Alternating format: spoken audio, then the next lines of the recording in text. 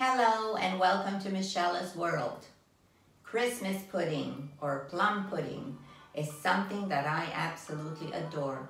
The first time I ever had it, I was in Scotland and I was on the Royal Britannia where they were selling Christmas pudding. So I bought some and I brought it back home with me.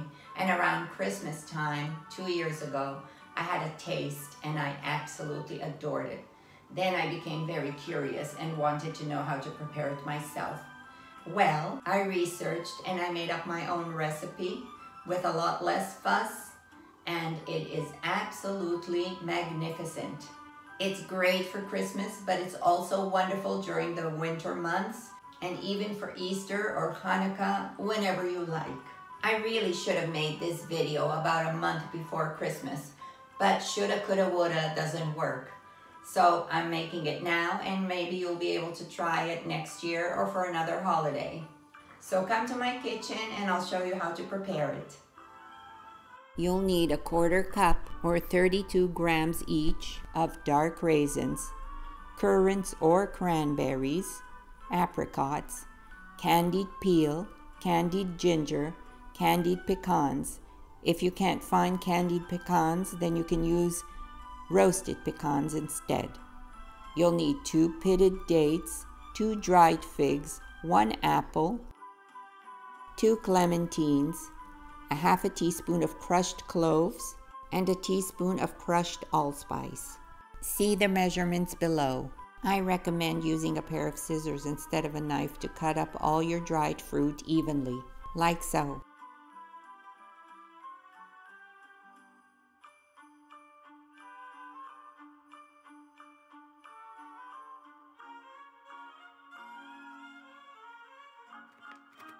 Chop up the pecans.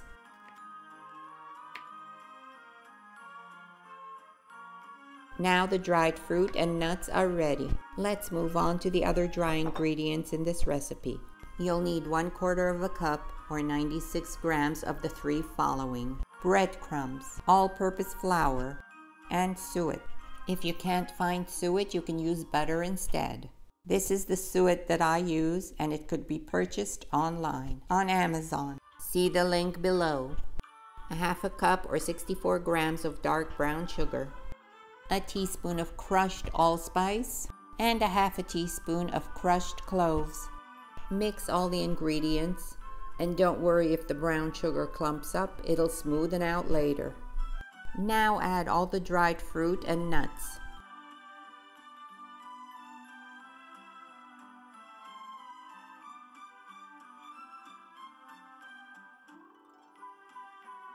Mix well in order to coat every piece of dried fruit with flour.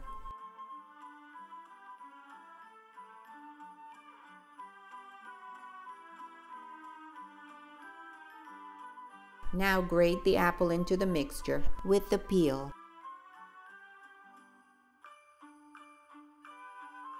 Grate the zest of the entire clementine.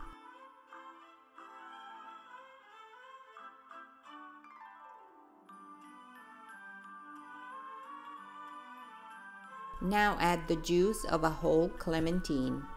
1/4 cup or 32 grams of treacle or molasses. Ounce and milliliter measurements are available below.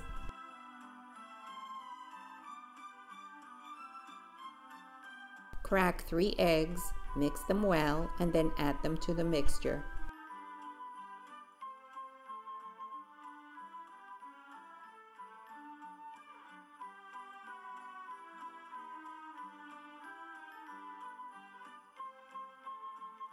I'm mixing with a fork in order to prevent the dried fruit from clumping.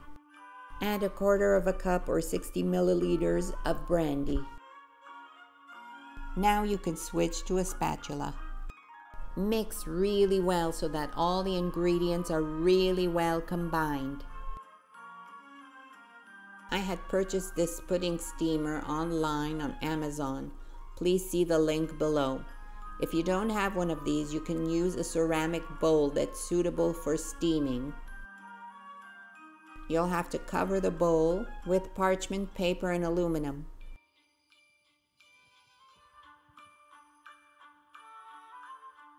and secure it with a string around the bowl.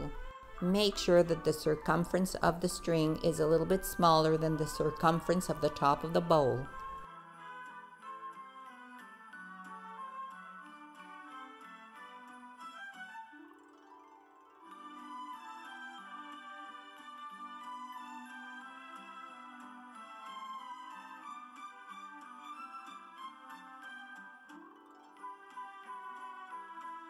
Though my steamer is non-stick, I still like to coat the inside with butter.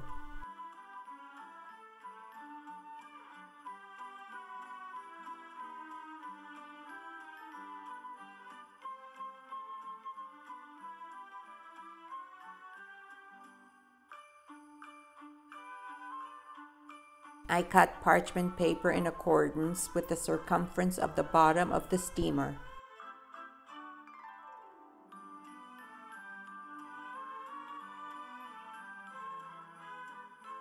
Now I add the pudding mixture into the steamer. Press it down well so that there won't be any air pockets inside the pudding.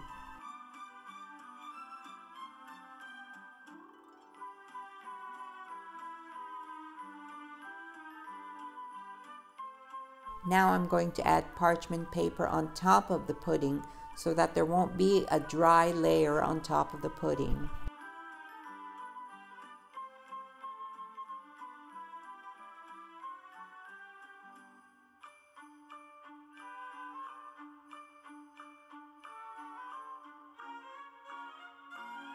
Pat down the parchment paper so that there won't be any air between the parchment paper and the pudding. Secure the lid. I'm also tying string so that it'll be easier to put in and pull out the steamer. Make sure you have a pot of pre-boiled water in order to steam the pudding. I placed the saucer at the bottom of the pot so that the steamer will not have direct contact with the pot. Though the steamer has a lid, I still put the lid of the pot on top of the steamer. This keeps the steamer steady. Now steam for 6 hours with a gentle boil. Keep the water 3/4 of the way up the steamer. Have boiling water handy in order to replenish the water inside the pot. After 6 hours, you can remove the steamer from the pot. Let it cool down to room temperature before you handle it. The aroma of spices, dried fruit, and brandy is incredible. Turn over the pudding onto a plate. And now we're going to flambe some brandy. Please be very careful when doing this. You can always use a match instead of tipping it over to the flame.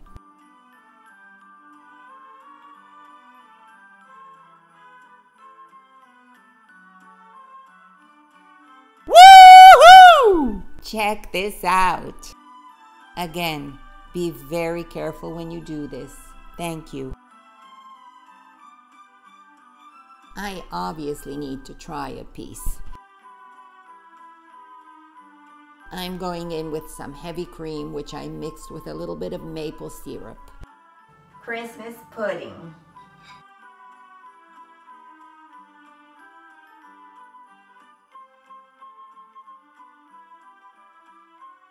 I can't even begin to tell you how tasty this is. With all the dried fruit and all those wonderful spices and the molasses and the brown sugar. It's so caramelized and toffee-like. It's absolutely gorgeous. Please give it a try.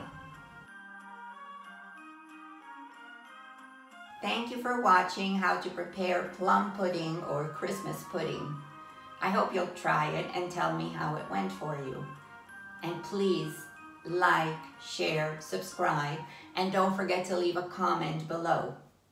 Thank you very much, and I'll see you again soon. Bye.